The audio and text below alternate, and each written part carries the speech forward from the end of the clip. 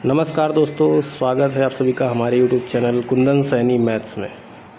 चलिए शुरू करते हैं आज की अपनी वीडियो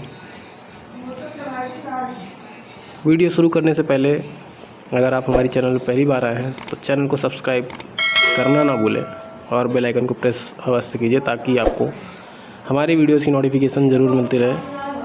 चलते हैं फिर अपने क्वेश्चन की तरफ। आज का पहला क्वेश्चन रहा ये, थोड़ा सा इसको स्क्रॉल अप करते हैं।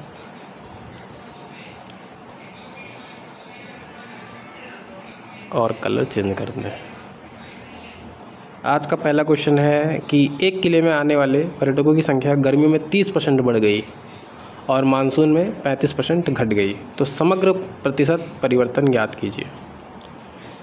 इसके लिए आपको फार्मूला पता होना चाहिए। तो फार्मूला क्या होता है, यहाँ पे साइड में मैं फार्मूला लिखता हूँ। अगर एक वैल्यू x है, दूसरी वैल्यू y है, तो परसेंटेज चेंज का फार्मूला होता है x plus y plus XY upon 100। Plus तब होता है जब इंक्रीज़ होता है और माइनस तब होता है जब डिक्रीज़ होता है। ठीक, यहाँ पे कह रहा है गर्मियों में 30% बढ़ गई, यानी यहाँ पॉजिटिव होगा। मानसून में 35% घट गई, यानी माइनस होगा। चलिए इसी फार्मूले से लगाते हैं। ये है बाई फार्मूला। ठीक,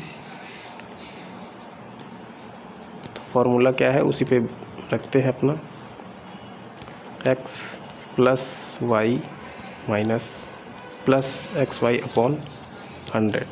x की वैल्यू क्या है 30, प्लस का है y की वैल्यू -35।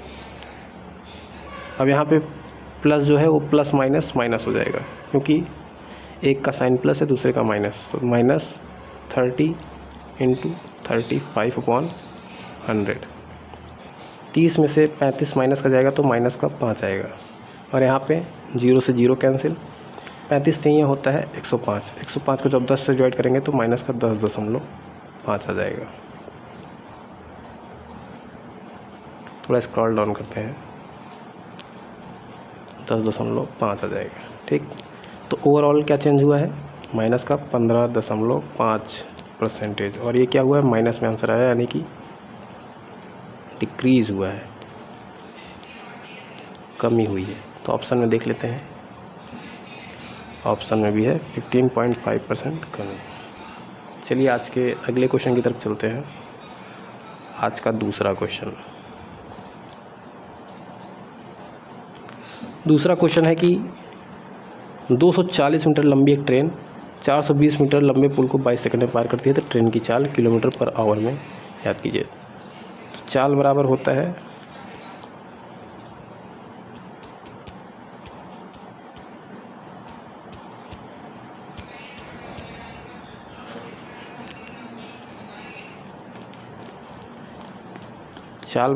है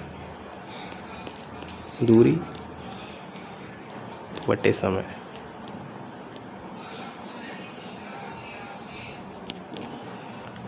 दूरी कितना है 240 मीटर और 420 मीटर पुल है, तो यानी 240 में 420 ऐड हो जाएगा तो 660 हो जाएगा।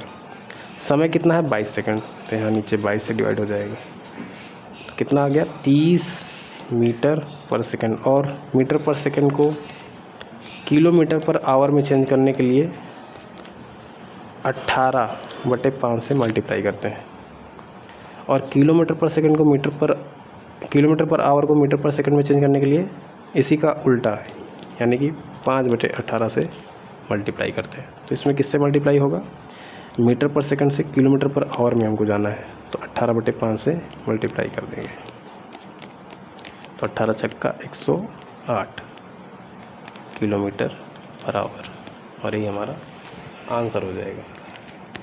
ठीक, देखिए आप 5 का पहाड़ा पढ़िए और 18 का पहाड़ा पढ़िए। जैसे 5 का पहाड़ा पढ़ेंगे 6 बार तो 30 हो जाएगा, ऐसे 18 का पहाड़ा भी सेम 6 बार ही पढ़िए, कितना हो जाएगा 108, तो 108। ठीक, आप बस डायरेक्ट सिंपल एक टेबल को पढ़ के भी डायरेक्ट इसको सॉल्व कर सकते हैं, इतना चीज़ करने की आपको आवश्यकता नहीं है। बस ये चीज़ आपको ध्यान देना है कि मीटर पर सेकंड दिया है तो किलोमीटर पर आवर में चेंज करना है, कि किलोमीटर पर आवर दिया है मीटर पर सेकंड में चेंज करना है। ठीक, थोड़ा सा और कुछ बता देता हूँ उसमें, कि जब कभी भी किलोमीटर पर आवर में देगा तो हमेशा 18 का मल्टीपल ही होगा, ज़्यादा चांस है। और जब कोई मीटर पर सेकंड में देगा तो चांस ज़्यादा है कि वो 5 का मल्टीपल होगा। चलिए अब नेक्स्ट क्वेश्चन की तरफ बढ़ते हैं। आज का तीसरा क्वेश्चन, चलिए तीसरे क्वेश्चन की तरफ चलते हैं। तो आज का तीसरा क्वेश्चन रहा ये, यदि sine square theta minus 3 sine theta plus 2 upon cos square theta is equal to 1 और थीटा की वैल्यू जो है वो 0 और 90 के बीच में हो, तो cos 3/2 theta plus sign 3 theta की वैल्यू बताइए। थीटा की वैल्यू या तो 30 हो सकती है या 45 हो सकती है या 60 हो सकती है, 3 ऑप्शन मौजूद है। चलिए पहले 30 रख के देखते हैं। साइन 30 1/2 उसका स्क्वायर 1/4, साइन 30 1/2 यानी 3/2 प्लस 2 अपॉन कॉस 30 का मान होता है √3/2 यानी 3/4। इसको सॉल्व करते हैं। ऊपर पे ओवरऑल आ गया सबका न्यूमरेटर, डिनोमिनेटर 4, न्यूमरेटर में यहाँ 1, यहाँ 6 और यहाँ पे 4 दूनी 8, नीचे है 3/4। तो 8 1 9 में 6 गया 3/4, 3/4 से 3/4 कट गया 1 आया, और यहाँ पे 1 आना भी चाहिए था। यानी कि थीटा की वैल्यू जो 30 है वो करेक्ट है। अब थीटा की वैल्यू यहाँ पुट कर देते हैं 30, तो 30 यहाँ पुट करेंगे तो 30 × 90, 90 का आधा 45, तो कॉट 45 की वैल्यू हो जाएगी 1 प्लस 30 × 90 और साइन 90 की वैल्यू 1, और 1 और 1 कितना होता है 2, तो आंसर हो जाएगा 2। चलिए नेक्स्ट क्वेश्चन की तरफ चलते हैं। आज का है चौथा क्वेश्चन। आज का चौथा क्वेश्चन है कि ए किसी काम को 16 दिनों में पूरा कर सकता है, बी उसी काम को 24 दिनों में पूरा कर सकता है। वे 5 दिनों तक एक साथ काम करते हैं, एक छोड़कर फिर चला जाता है, तो बी को शेष काम करने में और कितने दिन लगेंगे। ए 16 दिनों में और बी 24 दिनों में, इन दोनों का एलसीएम ले लेंगे, कितना आ जाएगा 48, और यही है टोटल वर्क। इनकी इफिशिएंसी निकाल लेते हैं, तो 16 × 3 = 48, 24 दूनी 48 से यहाँ दोनों मिलकर यानी 5 की इफिशिएंसी से कितने दिन तक, 5 दिन तक साथ काम करते हैं। तो 5 की इफिशिएंसी से 5 दिनों तक 25 काम हो गए, तो 48 में से 25 चला जाएगा, 23 बचेगा, और 23 काम कौन करेगा, बी को करना है। तो बी की इफिशिएंसी 2 है, तो 2 से डिवाइड कर देंगे तो कितना आएगा 11.5। पूछा है बी को शेष काम पूरा करने में और कितने दिन लगेंगे, तो बी को अकेले 11.5 दिन और लग जाएंगे, और यही हमारा राइट आंसर हो जाएगा।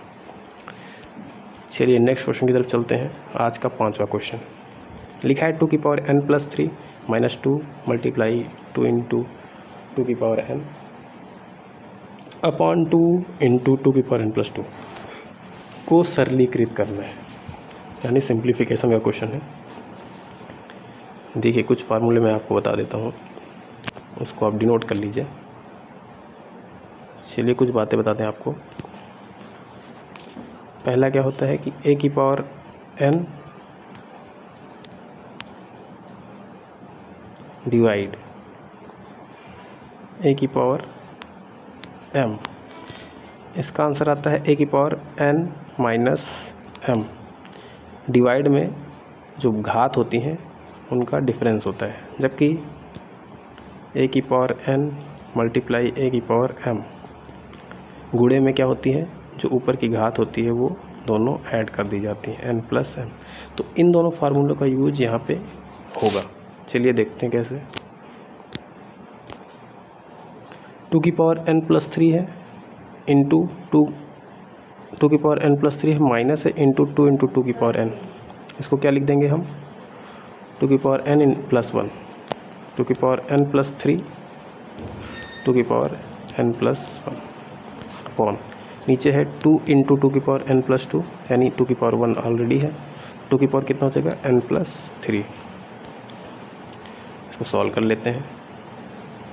देखिए इसको और इसको अलग अलग डिवाइड करेंगे। जैसे x minus y upon x लिखा हुआ है तो इसको x upon x minus y upon x लिखा जा सकता है। ठीक, सेम इसको भी वैसे करेंगे। x अपॉन एक्स करेंगे तो 1। अब इसको इससे डिवाइड करेंगे तो टू की पावर n+1 अपॉन टू की पावर n+3। इसको सॉल्व कर लेते हैं। टू की पावर n+1 टू की पावर n+3 ये ऊपर चला जाएगा, कितना हो जाएगा, घट जाएगा, यानी टू की पावर कितना हो जाएगा, -2। दो की पावर -2 मतलब होता है 1/4। तो 1 - 1/4 इज इक्वल टू कितना हो जाएगा, 3/4। और यही हमारा राइट आंसर हो जाएगा। और यहाँ पे राइट आंसर भी वही है। चलिए आज के छठवें क्वेश्चन की तरफ बढ़ते हैं। आज का छठा क्वेश्चन रहा ये,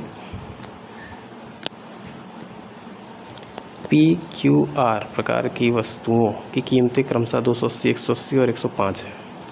वो इन तीनों प्रकार की वस्तुओं को 3:4:7 के अनुपात में खरीदता है, कुल 6,885 में। उसने क्यों प्रकार की वस्तुएं कितनी खरीदी हैं। ठीक, चलिए करते हैं। देखिए ये दिया है उसका एक का रेट, एक का, और 3 वस्तुएं से लेता है तो क्या करेगा, पहले वस्तुएं लिख लेते हैं PQR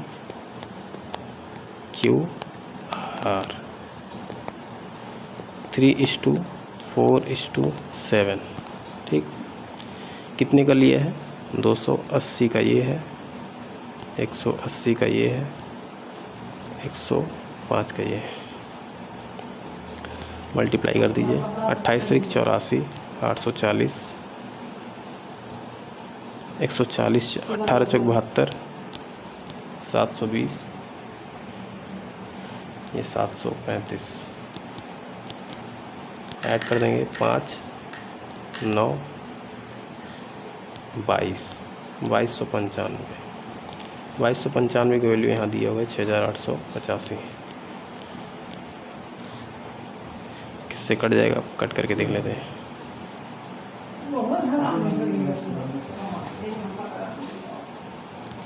नौ से काटते हैं, 9 दूनी 18, 9 × 5 = 45, 9 × 5 = 45, 9 × 7 = 63, 9 × 5 = 45, 9 × 5 = 45, 3 9 × 7 = 63, 5 68 होता है, 9 × 6 = 54 और 9 × 5 = 45। 3 बार डायरेक्ट चला जाएगा, यानी एक रेशियो की वैल्यू आई 3। हमको निकालना क्या है, क्यू प्रकार की वस्तुएं कितनी हैं। तो क्यू प्रकार की वस्तुएं कितनी है, 4। 4 × 3 = 12 हमारा राइट आंसर हो जाएगा। और यहाँ ऑप्शन में मौजूद है 12। चलिए अगले क्वेश्चन की तरफ चलते हैं। क्या है क्वेश्चन, यदि किसी समबाहुभुज का एक आंतरिक कोण 156 है तो उसके 7 बाह्य कोणों का योग ज्ञात कीजिए। देखिए आंतरिक कोण यानी इंटरनल दिया हुआ है, और आपको पता होना चाहिए इंटरनल प्लस एक्सटर्नल का योगफल हमेशा 180 के बराबर होता है। यहाँ से एक्सटर्नल निकाल लेंगे तो एक्सटर्नल कितना आ जाएगा, 180 में से 156 चला जाएगा तो 24 आ जाएगा। हमको 7 बाह्य कोणों का योग ज्ञात करना है, तो एक एक्सटर्नल 24, तो 7 का गुणा कर देंगे तो कितना आ जाएगा, 24 × 7 = 168 डिग्री। और यही हमारा राइट आंसर हो जाएगा। चलिए नेक्स्ट क्वेश्चन की तरफ चलते हैं। आज का 8वां क्वेश्चन है, 4 उम्मीदवारों वाले एक चुनाव में पंजीकृत मतदाताओं में से 60% ने मतदान किया। उम्मीदवार X को डाले गए वोटों का 40% मिला। शेष वोट अन्य 3 उम्मीदवारों के बीच बराबर बराबर बंट गए। यदि उम्मीदवार X का अन्य प्रत्येक उम्मीदवार से 480 वोट अधिक मिले तो कुल पंजीकृत मतदाता कितने थे, यानी टोटल कितने लोग थे, यहाँ पे 4 लोग। ठीक, 60% ने मतदान किया है, X को डाले गए वोटों का 40% मिला है। मान लीजिए 100 लोग थे, उसमें से 60 लोग ने ही मतदान किया है, और इसका भी 40% उसको मिला है, 24 इसको मिला है। ठीक, और बाकी बचा कितना है, ये 36 बचेगा, और 36 3 लोगों में डिवाइड हुआ है, यानी 12, 12 और 12 में। तो कह रहा है कि एक लोग का वोट जो है और इस जीतने वाले का वोट, इन दोनों का जो डिफरेंस है कितना है 480, तो 24 में से 12 जाएगा तो 12, और 12 की वैल्यू दिया है 480, तो 12 चौक 48, एक रेशियो की वैल्यू आ जाएगी 40। पूछा है कुल पंजीकृत मतदाता कितने थे, तो यहाँ 40 का मल्टीप्लाई कर देंगे ओवरऑल 100 से, कितने हज़ार मतदाता थे, तो 4000 मतदाता थे। ये हमारा राइट आंसर हो जाएगा। चलिए अगले क्वेश्चन की तरफ बढ़ते हैं। आज का 9वां क्वेश्चन है, यदि किसी बंटन का माध्य 78 और माध्यिका 71 तो बहुलक। इसका फार्मूला आपको मैंने बताया हुआ है। फार्मूला क्या होता है, mode is equal to 3 median minus 2 mean. इस फार्मूले को आप याद कर लीजिए।